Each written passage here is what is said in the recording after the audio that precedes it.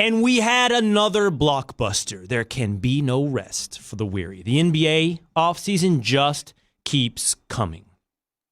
Last night, ESPN NBA insider Adrian Wojnarowski dropped the bomb that Russell Westbrook had been traded from the Oklahoma City Thunder to the Houston Rockets for Chris Paul, 2 first-round picks, and 2 pick swaps. 2 contracts that were almost seen as immovable were moved for each other. Russell Westbrook is 1 year into a 5-year, $200 million deal, the last of which pays him $47 million. And Chris Paul is basically operating under the same contract, just 1 year further along. So the Thunder get a year's worth of salary cap relief and 2 more picks to their growing arsenal of first-round draft picks. If you want to know what the future looks like, at least in terms of the NBA draft, if you want to know who owns the NBA draft, it's the Oklahoma City Thunder and the New Orleans Pelicans. Might as well just have a 2-man draft with those teams and those general managers, David Griffin and Sam Presti, figuring out who goes where from now into eternity. But the real questions, the real analysis lies in Houston. How does this work? How can it work? Will it work? No. Russell Westbrook and James Harden together. I know everybody wants to get excited. I do. That's what we do, right? That's what we do after a trade. It's easy to see optimism. It's easy to play on paper. You know what it's easy to do? It's easy to play fantasy basketball or NBA Jam and pretend like this is an individual sport. I mean, folks act like this is Federer and Nadal on the same doubles team just because they're great at singles. By the way, they're playing right now at Wimbledon in the Wimbledon semifinals, and Federer's up 1-0 on Rafa Nadal. But basketball's not an individual sport. It's a team sport. It's not simply about talent accumulation. And in the case of Russell Westbrook and James Harden, you've accumulated talent that is almost identical to each other.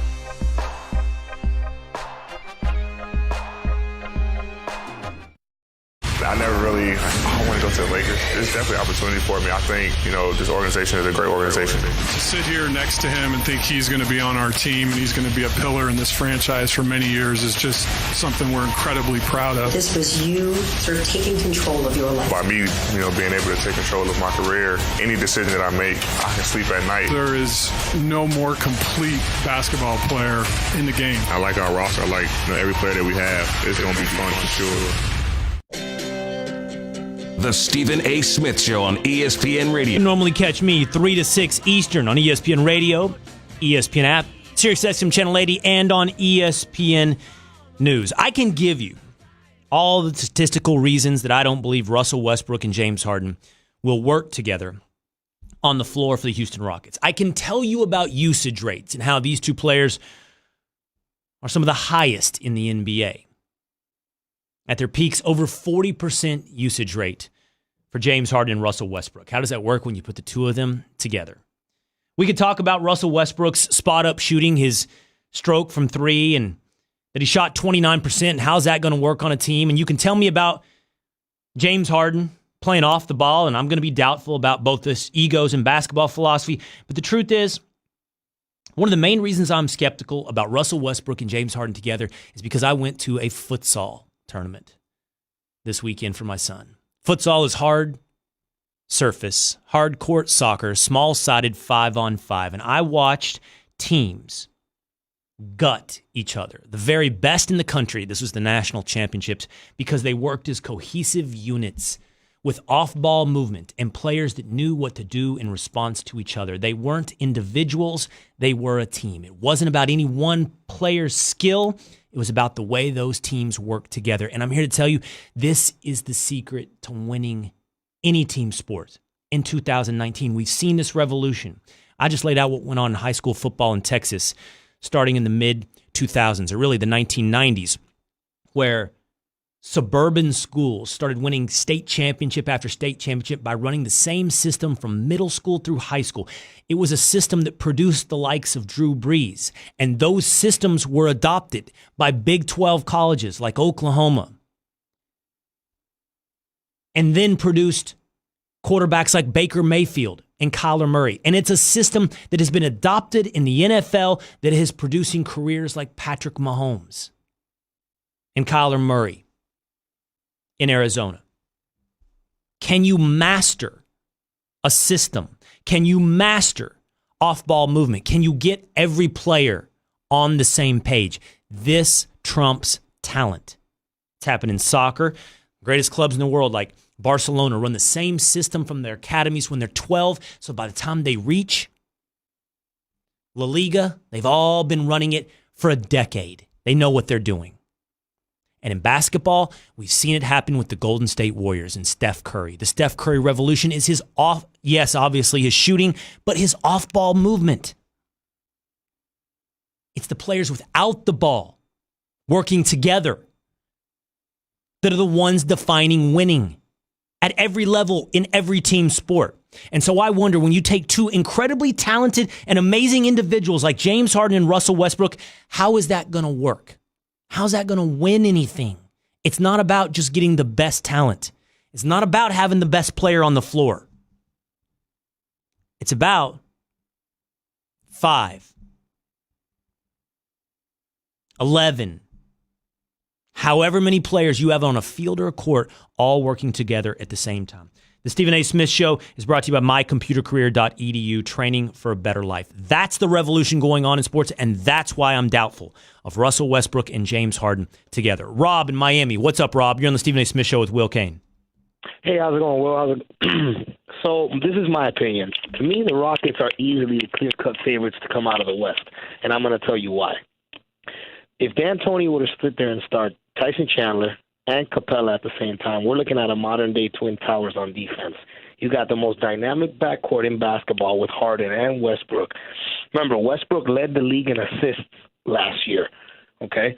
On top of that, you plug in P.J. Tucker, who's going to play that dog mentality defense. I just don't see how you're going to tell me Harden and Westbrook can't work together. They've done it before. Because they led the league in usage rate, isolation plays, drives to the basket, each as individuals. You can't do that when they are together. I know what you're doing, and I hear everybody saying it. Russell Westbrook led the league in assists.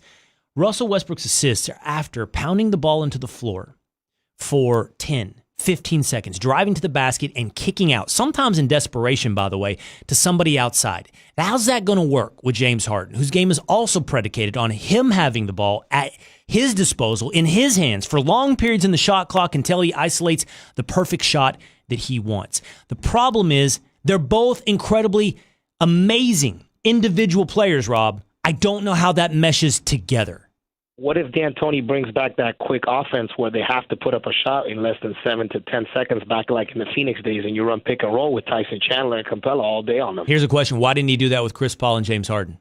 Because I think Chris Paul's athleticism isn't where it was. No. Like, the difference between Chris Paul right now and Russell Westbrook, to me, is Chris Paul's not even but that's not why he didn't. Yes, correct, Rob. And by the way, Chris Paul has injury concerns. That's not why he didn't run that offense in Houston. He ran it because the best, and by the way, most efficient offense in Houston was give the ball to James and surround him by shooters. Thanks for the call, Rob. And for that matter, Chris Paul, much better shooter than Russell Westbrook. TJ in Michigan. What's up, TJ? You're on the Stephen A. Smith Show with Will Kane.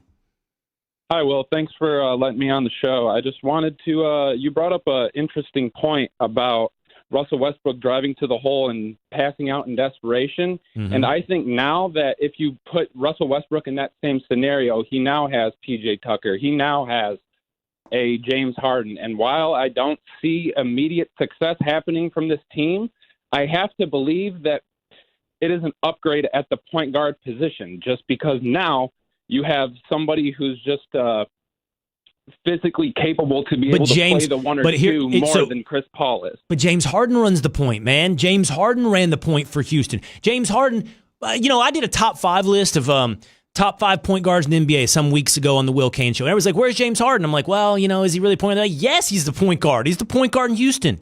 That's my point, TJ. Harden is the point guard. So what are you going to do with Russell Westbrook?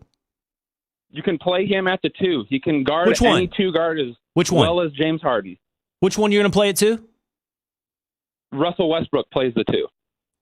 He shoots 29% from three. He's one of the worst in the league at spot-up shooting. So James runs the point. He does his isolation. He drives and kicks to Russell Westbrook, and the defense doesn't have to guard Russell. He doesn't shoot well, man. Can't shoot. Can't drive into a lane that's already clogged that James Harden just dished out of. Yeah, you're right. I mean, look, I believe D'Antoni is a good coach. I really do. But I don't know that you can figure this out. I don't know. It's a riddle. And I'm not trying to just be the naysayer and try to be negative. The bottom line is they're both, I don't doubt this at all. They're both incredibly talented. You just increased your talent level, without a doubt. Going from Chris Paul to Russell Westbrook, you increased your talent level.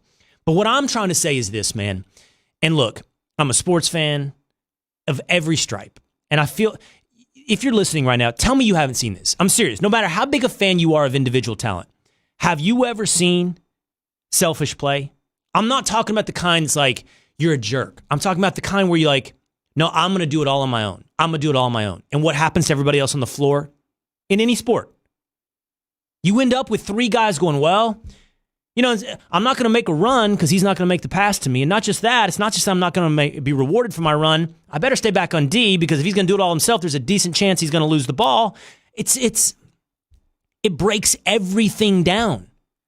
So now you have two players who are extremely individually focused. And what I'm telling you that I've seen across the sports landscape is those teams lose.